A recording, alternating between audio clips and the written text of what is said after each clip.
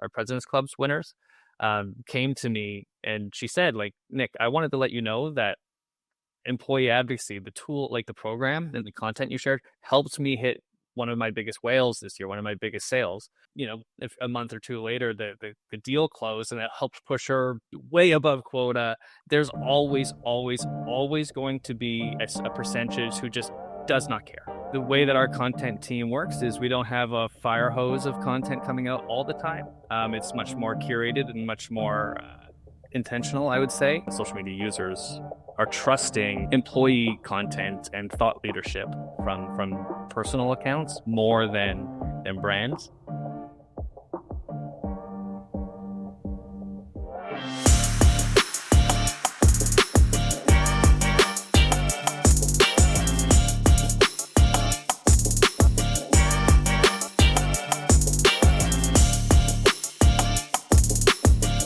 Welcome to the Employee Advocacy and Influence podcast. My name is Lewis Gray. My co-host, as always, is Elliot Elsley, and we have a very special guest with us today. That is Nick Martin from Tipalti. So, Nick, firstly, welcome to the show. Can you just introduce yourself and your role at Tipalti for our listeners? Absolutely. Thanks so much for having me. So my name is Nick Martin. I'm the social media marketing manager at Tipalti. We are a mid-sized fintech company. I'm based in Vancouver, Canada, and I've been working with the company for coming up on 3 years now as a team of one. Our employee advocacy program has about 200 active users. We focus mainly on sales and alliances, and we're building out programs specifically for executives as well as marketing too. That's awesome. Thanks for that, Nick. And then, there's so much to cover in this episode because, Nick, you were kind enough to share some insights over email that have kind of shaped a lot of the questions I wanted to ask you today.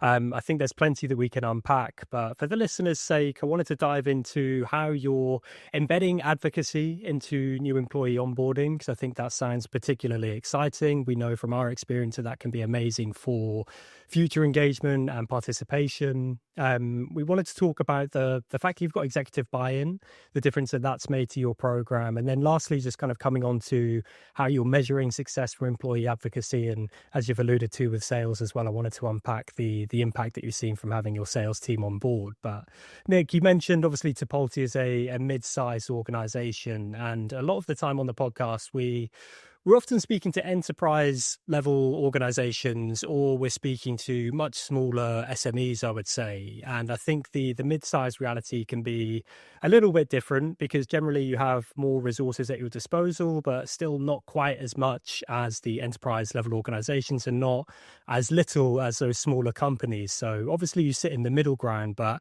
how does that reality shape the way that you think about employee advocacy? Yeah, it's interesting, and you make a good point, but that we're kind of right in the middle of this evolution. We're not small enough that we're startup size, or I can walk around and say, hey, everybody, I need you to share this, and I can go and tap everybody on the shoulder. But we're also not enterprise level where we're so big that I have a team of 5, and somebody's dedicated strictly to advocacy. So what I find works best is as a team of one, I am building systems and processes that work and making sure that there is clear communications, clear expectations, and templates and like things that are repeatable month in and month out so that we can grow the program and see success, and the people that I'm working with really understand how it works for them and why they should be using it. But Nick, you've been kind enough to share what has worked for a company of your size, but what do you hear most often that sounds good, but actually doesn't work at a company of Tipalti size? Yeah, I think my answer is gamifying advocacy. And I say this because it often, if done incorrectly, leads to spam behavior. Where people, if I say, okay, the more somebody shares, the higher chance you have, the more entries you have to win a draw prize, like $100 or whatever it may be, or you're featured at the top of the leaderboard, you get a shout out that, SKO or anything like that. It leads to, in my experience, people just gaming the system. They go in and they share every post, and all of a sudden their LinkedIn page it's like, congratulations, thanks so much for sharing all of our posts, but now it's too much. You've tipped the scale too much. Now you're spamming your audience where everybody's getting content exhaustion from it. And that has been, a piece of advice that I think came from kind of the late 2010s into the early 2020s that I think is being being pulled back a little bit. Like, you can't gamify everything, and especially with we want everybody sharing so much, yeah, because otherwise people just spam, and you don't want somebody sharing 100 posts on a month. I think a really good way to do it, you kind of alluded to it, is I think you can use it to incentivize behavior on a one-to-one kind of basis. So, hey, try out this new function, or if you share a video post singular this month, this week, we will enter you into a raffle to win a prize. So you're just trying to train people to use that feature one time, essentially, is what you're trying to build in there. And I think that as a habit forming process is great. Yeah. And one of the things that I do is I do have an incentive draw. Like, I do a giveaway at the end of each month, but the way that you enter is anybody is eligible as long as you share 3 posts. So there's a minimum that you have to share. And I have consistent, regular conversations with people. I have regular touch points with our sales team and like the people who are most in our advocacy tool, saying that, make sure that you're sharing content that makes sense for your role and the people you're speaking with, like your audience and your customers. But also, so you're automatically entered as soon as you hit 3 shares on the month, and then it's a random draw. I do 3 draws so that it's not like somebody who has 800 shares gets more entries or anything like that. Everybody has equal share, because I don't want people spamming, but I do want people sharing. So it's like, how can we figure that out? And so far that's worked for me. It's taken the people who would come in once a month and share one, maybe they'd click in and not actually share anything. Those have started to increase. I've seen those active users bump up. So the average shares per user has increased. And it's also helped educate the people who were, spamming a little bit, to be like, oh, okay, I don't need to do this. In fact, that's actually the opposite of what we want to be doing. That's not what we want with an employee advocacy program, because everything comes from being authentic and being, hopefully providing value to the viewer, whoever that is, our customer or whatever that point of contact should be for that person's role. And just spamming every link available in a content feed, is the exact opposite of that. And I think it creates distrust, where we know that, well, I guess I should say that it's becoming more and more clear that people on social media users, are trusting employee content and thought leadership from personal accounts more than brands.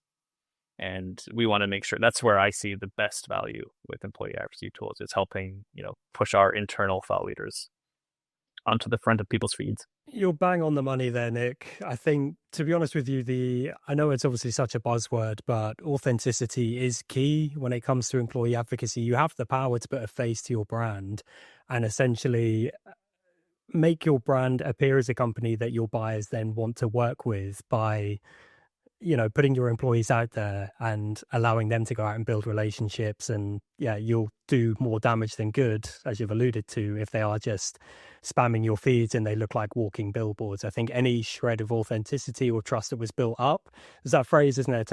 It can take a lifetime to build trust, but it takes like a second to just completely lose it. So yeah, it's absolutely key. Obviously, Nick, something that we alluded to at the beginning of the episode, though, and I think this comes down to engagement and ensuring people show up online authentically, is kind of ingraining it into them from day one. And you mentioned about the fact you embed employee advocacy into the new hire experience. So can you just tell us a little bit about that, and also just explain why you think day one matters so much for employee advocacy? Yeah. One of the first things I did when I came to Tipalti was get started by building out a recording a video of onboarding for employee advocacy.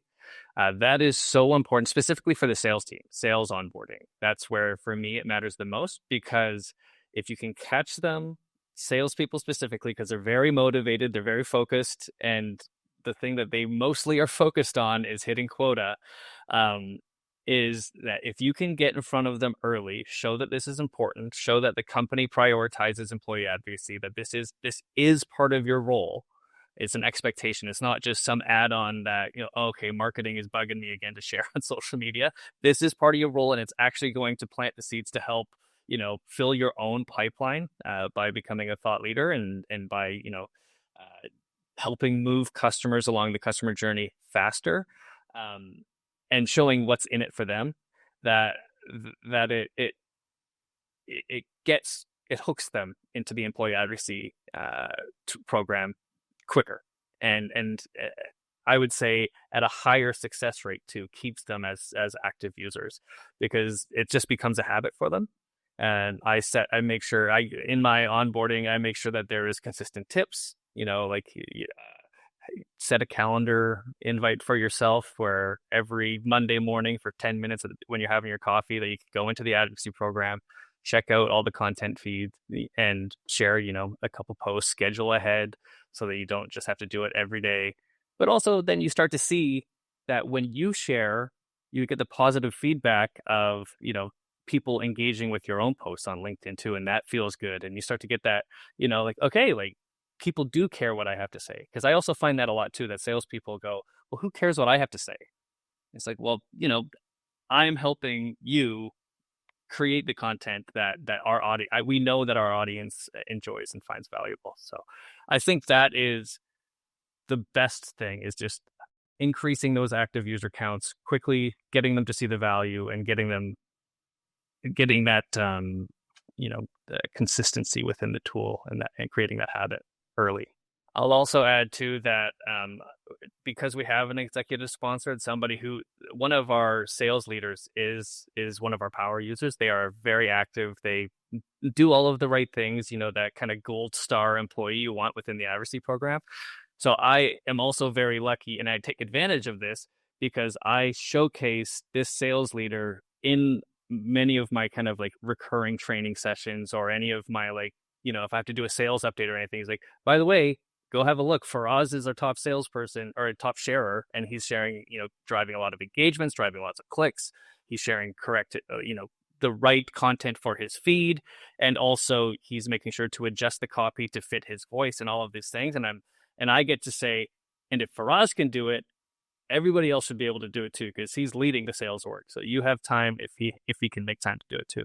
It's so nice to be able to have even just the anecdote as well, right? It's so nice to just be able to go, here's a screenshot of something Faraz has shared onto LinkedIn. Look, it got 300 likes. Like, there's no reason any of you can't do this. And it helps kind of just exactly create that behavior a lot more, rather than just going, here's some kind of macro marketing numbers that people, no offense to Lewis and all the marketing listeners, can be a bit bleary-eyed at times reading through some of those.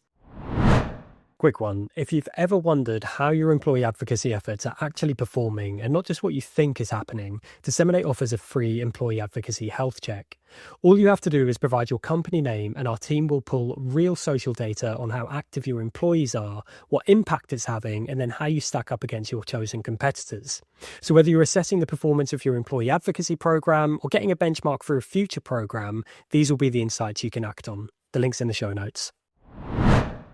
Nick, one thing that I did want to talk about was, and I'm glad you touched on the tone of voice actually, because something that we see time and again, it's usually when marketers are providing posts for employees to share, they're written like marketing content. They're quite stale, they're overly promotional.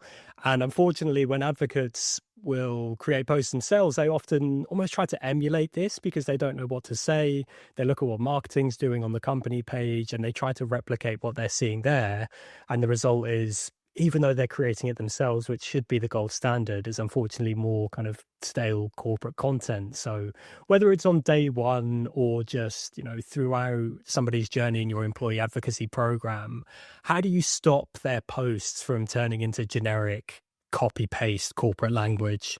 That's a great question. I typically will try and do positive reinforcement. I'm a big believer in that. So when I see the top social media users in the company sharing a post, whether it's from employee advocacy or otherwise, I'll share a screenshot and I'll share a link back to that post, and I'll go into the sales chat. And I'm also not afraid to go into that 400 person Slack channel and be the person who's like, hey, everybody, listen to this. You need to look at what I'm saying is important. Which, when you're talking to salespeople in particular, I feel like you kind of really need to put your foot down and say, look at what I'm saying. But I'll share those really great shining examples and be like, this is what we want to be doing. And I'll also take the time to break down why that post is exceptional. It's like, this person included a personalized photo. There's the photo of them at the booth of a conference or whatever it may be. They're talking in first person, and like, I'm really excited to be here because whatever. And it's great. They're tagging people, all of the different things that we as marketers know are variables that you can kind of turn on or off to make a post hopefully perform really well or not perform well. We want to make sure that we're encouraging our employee base who's active within the advocacy tool to customize their posts so that it fits their voice, so that it's directed at the correct audience, and is also hopefully doing all of the right things so that the LinkedIn algorithm or whichever network is giving it the green light to show even more impressions and get shown to more feeds. And with that, when you're choosing examples, are you often choosing examples that you think will address any fears or apprehension that employees might have? So you mentioned about including a selfie. Are you looking for things like that and then saying, hey, look at what this person did, and then next time there could be something different? Do you find that helps? I'm not necessarily looking for anything in particular. That the thing that I look for is, did it stop my scrolling? Did I go, whoa, like, hey, here's like a post that caught my eye, right? It's not just the same 7 stock photos that everybody shares from whoever's marketing content library, and it's also not just super branded, or we are very excited to be announcing whatever. It's more personal. And I always actually try to tell people that, tone of voice, it's like, share as if you're texting your friends. That's a lot of the way. But keep in mind that maybe grandma's watching too, so don't go too crazy. But, tone of voice is very important. If I see somebody telling an interesting story that is very encapsulated within that post, those are the things that I look for. But the most important thing was it scroll stopping? Did it stop me from continuing down the feed? And did I want to stop and click and read more? So, hooks, tagged people, images, videos.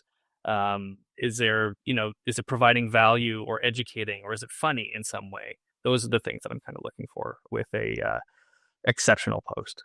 I really love that way of thinking about it, Nick. And to be honest with you, I think I'm going to carry a lot of this with me when I'm posting in the future. I just love that idea of, right, like you're talking to your friends, but imagine your grandma is watching. That's fantastic. I think maybe throw your manager into the mix, or maybe even a potential future employer, and Yeah. you start to quickly understand how you should be showing up there. But Nick, let's talk about user adoption beyond the new hire experience. Obviously, we know now you're doing a fantastic job of getting people on board from day one, but obviously there will have been people who had worked at Tipalti long before you launched an employee advocacy program. So what do you find actually moves the needle and brings people on board beyond that new hire experience? Yeah, beyond the new hire experience, some of the things I think work best at bringing people on board, having an executive sponsor. That is number one, in my opinion. You need that high level, very visible person who is taking lead and being vocal about. It's also just letting everybody know, this is the expectation, that I want you in there. It is benefiting the company's bottom line by sharing, and having all of these hundreds of touch points of our brand name being shared across, and our content shared across social media. But another thing I think is very important to keep in mind when you're developing and building a employee advocacy program is, the way I think of it at least, is that your employee base will be, and your active users will kind of be on like a bell curve. And what I mean by that is that on the far right side, like the top gold star, A+ top performers, that's going to be the small kind of, there's going to be a few that really stand out. Let's say, in my company, we've, let's say there's 5 to 10 really star employees, 10%. And the majority of people within the employee advocacy, who are just, they're pretty good. They can improve, but they're active and they're regular and they're sharing, at least 3 times a month. That'll be, 80% plus of your employee base, your user base. And then there's always going to be a percentage who just does not care. You can't do anything to incentivize them. They cannot be bothered. They may not even have social media channels to share to anyways.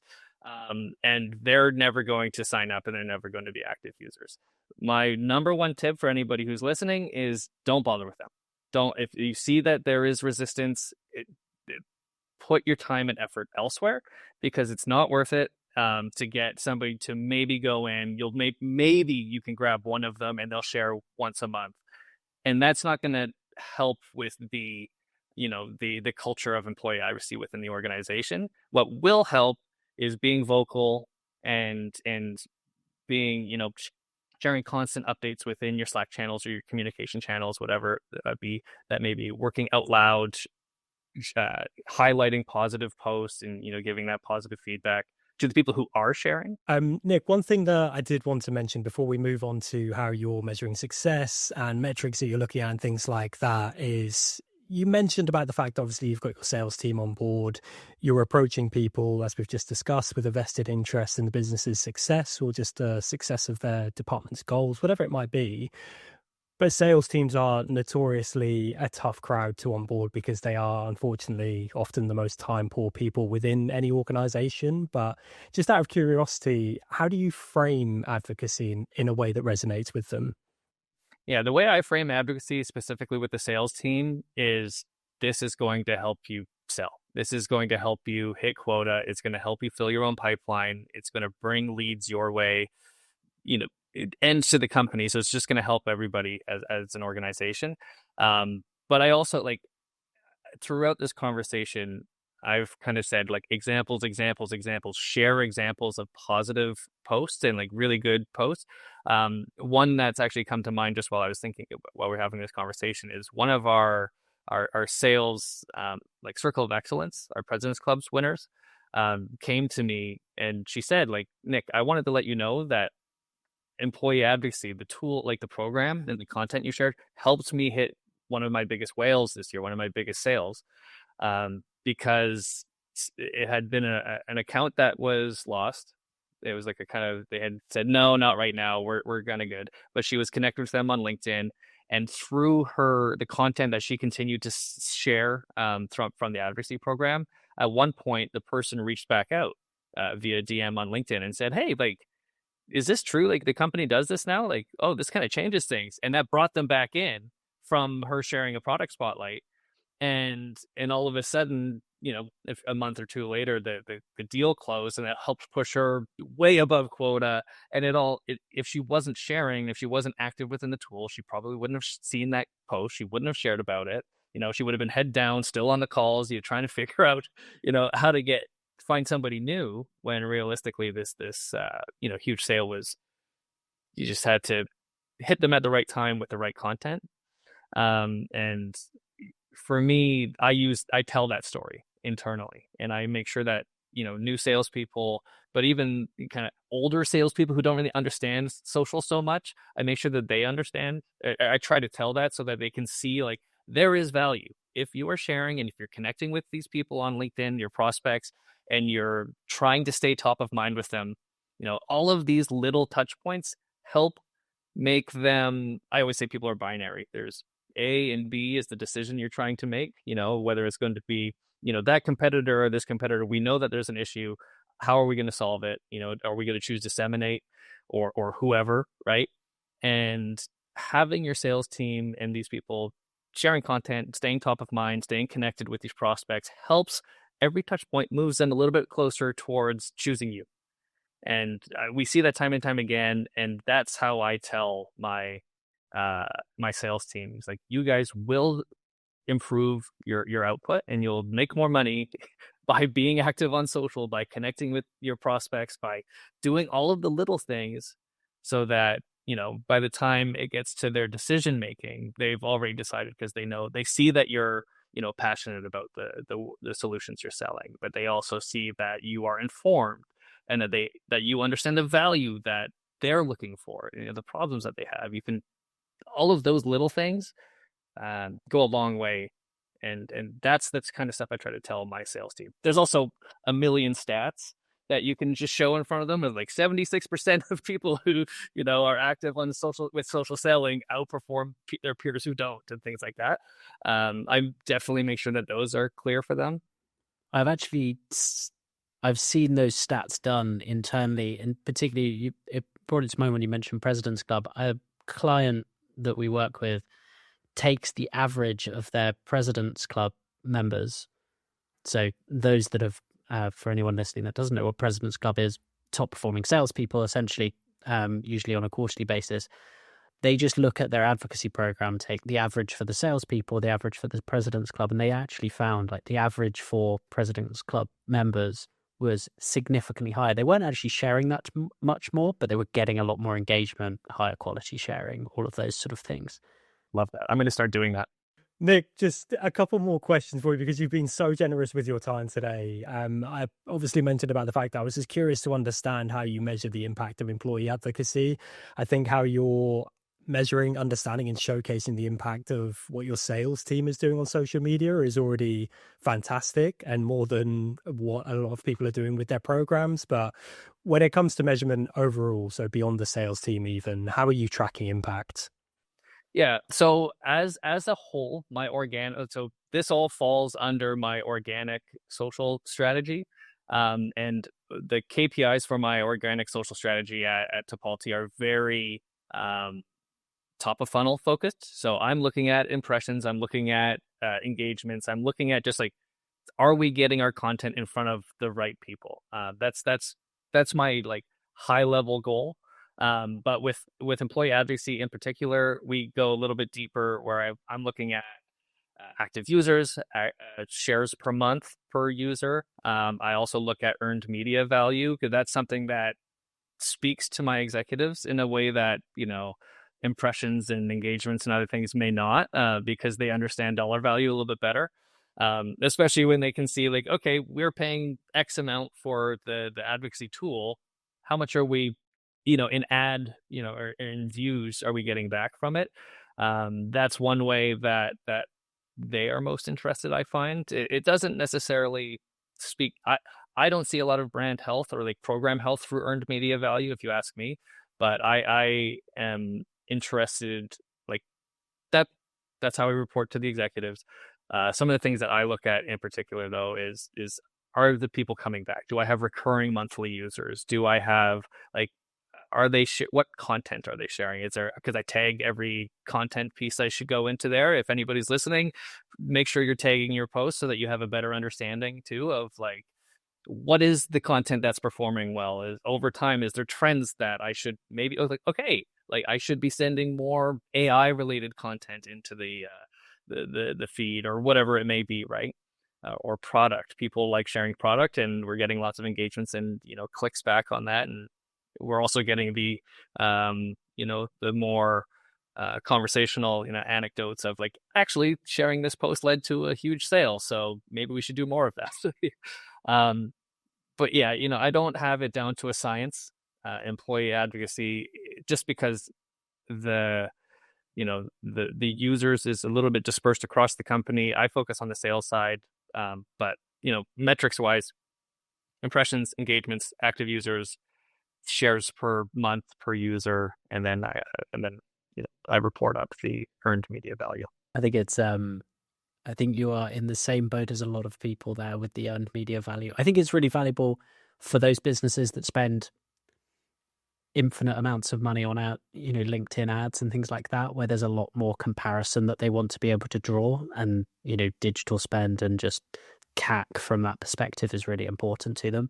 To your point, I think when you understand the intrinsic value of employee advocacy and all the additional stuff that comes with just fundamentally, we're more, people know us as a brand, we are more trusted because people are talking about things with confidence and clarity and authenticity. all those net benefits to the brand awareness are massive from that perspective. It's really good to hear. Actually, that's the stuff you care about. The earned media value, those are net benefits to report up the chain because that's what they want to hear about until they see the longer term effects. Yeah, that's exactly it. I look at employee advocacy as a way to just amplify the touch points that the company can have. All of a sudden we have 100 plus, posts per week potentially going out where we're mentioning the brand or showcasing the value, and having high value blog posts go out. All of those things go into, like I said, the binary decision making of somebody. If somebody sees Tipalti said enough and they're in that decision making phase, before they even reach out to a salesperson, they start to go, maybe this is the person, like the company I want to go with, because there's a lot of people talking about Tipalti on my feed right now. Yeah, I've actually had that conversation with an executive during a sales process many moons ago. We're talking a few years ago now, I think, before advocacy was quite as well established as it is now. But they didn't really understand it. They couldn't wrap their head around why do I need my employees to post? And we posed the question as, how much would you pay for 1,500, it's about the size of the business, micro influencers, like with 1,000, 2,000 followers to post about your brand? They were like, oh, quite a lot of money. If you could get them all posting every week, oh yeah, we'll probably pay $40,000 for a campaign. You go, okay, that's what we're pitching you, but you just get that for the whole year, anytime you want. And then suddenly they go, oh, I get it. Suddenly I've now aligned employees and ad spend or a campaign process to the same thing. And one last thing that I just want to touch on too is that we talked about it at the beginning of the conversation, but everybody, because social media has been around for so long, there's this expectation and like understanding that of course the brand account is going to be our own biggest cheerleader, right? I'm going to be the social media manager is going to be promoting everything that I can to try and get people to come in and purchase our, Tipalti, be aware of what the brand is and all this stuff. But what people notice and what catches people's attention too, I think, is that when the employee base, because they don't have to share, right? It's a little just like intrinsic, like maybe this person cares enough to act like this person cares enough to share. And if they care enough to share, maybe I should care enough to listen. And I should really look into what they have to say about it. And that's where, that's something I think it goes a little bit deeper than like, people trust people more than brand accounts. It's that knowledge of like, this guy didn't have to share this, or this person didn't need to go out of their way to talk about this cool product update or whatever. And now I'm starting to understand, like, okay, like me as the, the prospect of like, maybe I should dive into this a little bit further, or just it sticks in the back of their head a little bit more, than when the brand account, because obviously the brand account is going to be promoting everything about the brand. Well, Nick, just one final question for you. Why do you think employee advocacy is such an important tactic in the current social media landscape? Obviously, we have AI everywhere. We have inauthenticity. We have a lot of slop in our feeds. What do you think makes employee advocacy so important? I think employee advocacy is so important just for that brand building aspect. Making sure to get your planting seeds all the way across everybody, your employees' kind of network, and to get the attention of prospects. But also when your employees are sharing, you get content in front of people that you may not otherwise, get for free, that you may not get your content in front of. So I just think it's just such an incredible way to kind of beat the trend right now where people are not following new brand accounts as much. I can't think of the last time. I'm a social media manager. I'm on social media all day, every day. And I can't think of the last time I went and followed a new business account, right? But I connect with new people all the time. And I follow new personal accounts all the time because I want to see the value that they're sharing or the education that they're providing, or maybe I think they're funny or whatever it is. So when I hear people talking about a specific brand or recommending something, I listen more than I do when I see a brand account doing something. And that is, in my opinion, the biggest value is that it provides a new area and a new touch point for building trust with your prospects on social media, which is where everybody is. right? I think it's one of the best ways to get in front of people and drive awareness for your brand. What a fantastic point to end on. Genuinely, Nick, I wanted to thank you first and foremost for sharing your insights, your expertise, and your tactics as well. And to the point where I almost didn't ask you that last question because I felt like you'd done such a great job of explaining this to people. I think if they hadn't taken it from everything else that you'd said, then maybe, maybe there's no helping them in that instance. But Nick, genuinely, thank you so much for your time today. It's been an absolute pleasure. Oh, I appreciate you guys having me on. I love talking about this. I don't know if you can tell, I really enjoy talking about employee advocacy and all the strategy and tactics behind it. So I would love to come back another time, but thank you so much to everybody for you guys for having me. Thank you to everybody for listening as well. No, you're in the right place to talk employee advocacy for sure. And yes, second that, thank you everybody for listening, and we'll catch you in a few weeks' time. Bye-bye.